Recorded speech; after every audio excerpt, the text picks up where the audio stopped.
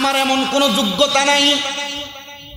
মাদ্রাসায় ক্লাস 7, 8, 6, 7 এর ছাত্র ওয়াজ মাহফিলে শুই না, আম্মা আব্বা ঘুমন্ত অবস্থায় যে পায়ের মধ্যে চুমা দিছি, আর আমি এখন এমন সম্মান পাই যে সম্মানের আমি যোগ্য না। আল্লাহ আমারে তার চাইতে হাজার হাজার গুণ বেশি সম্মান দিছে।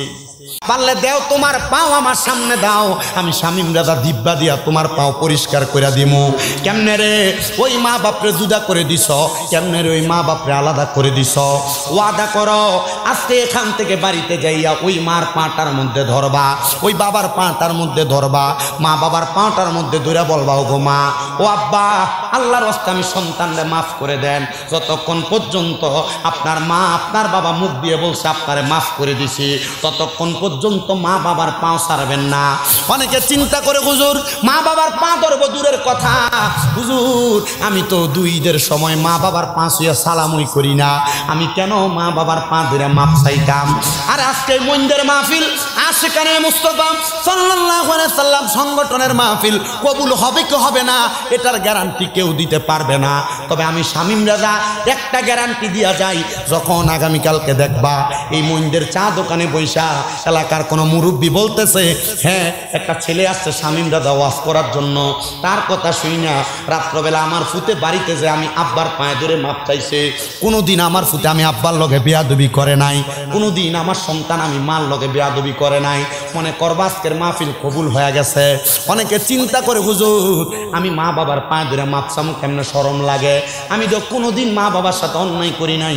মনে রাখবেন আম্মা আব্বার কদমের কাছে কেউ যদি ছোট হয়, তার সমস্ত পৃথিবীর কাছে বড় বানিয়ে দেয় একজন, তিনি হলো আমার। আমার এমন কোনো যোগ্যতা নাই।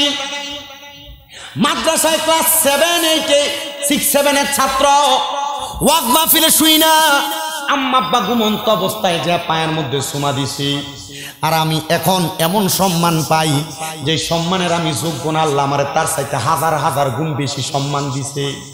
কিন্তু অনেকে চিন্তা করে হুজুর যাদের বাড়িতে বাবা আছে তারা বাড়িতে যাইয়া বাবার পায়ে ধরে মাপ চাইব।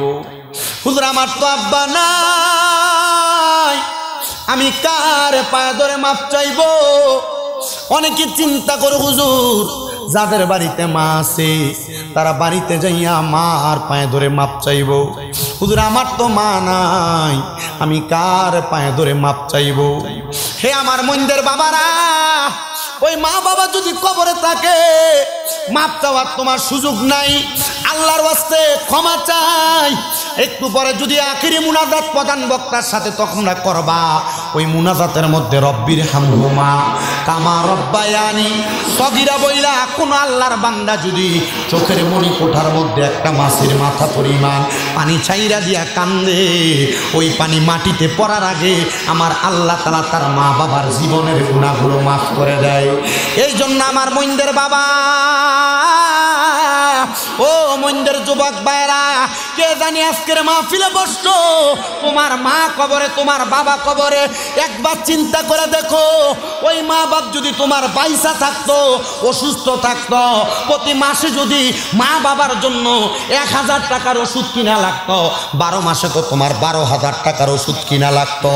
সন্তান চিন্তা করো, ওই মা বাপ যদি বাইচা থাকতো, মাসে যদি 1000 টাকার ফল কিনা তুমি তোমার মারে খাওয়াইতা, 12 মাসে কি 12,000 টাকার ফল কিনা খাওয়ার লাগতো না? আরে মা বাপরে যদি ভাত খানার খরচটা তুমি বহন করতা, চিন্তা করে দেখো মা বাবার পেছনে কি তোমার 12 মাসে 20, 30, 50,000 টাকা লাগতো না?